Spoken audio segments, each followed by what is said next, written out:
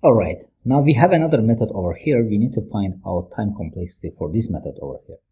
Now, this method also takes two parameters. So first parameter is array A and the second parameter is array B. Now you see that as we showed in the previous lecture, this one also takes two different arrays. So we are looping through this array. Then after looping, we have another loop which starts from 0 to 1 million and printing out the pairs of these two arrays over here. Now we know from the previous lecture that if the length of array B is B and length of array A is A, so this part of code will take OAB time complexity, because for each element of A, we are traversing all elements of B.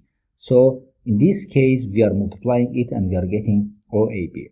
Now this part of code also will take O1 time complexity, because we know that when we are printing pairs to the console, it takes O1 time complexity.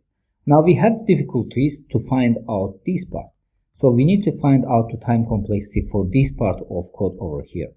Now here, if we examine it carefully, we see that it starts from 0 and it continues until we reach 1 million, which is at the end constant number.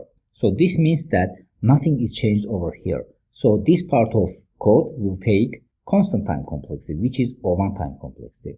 Then at the end, if we combine these complexities over here, non-dominant terms will be eliminated, so the time complexity for this method is also OAB.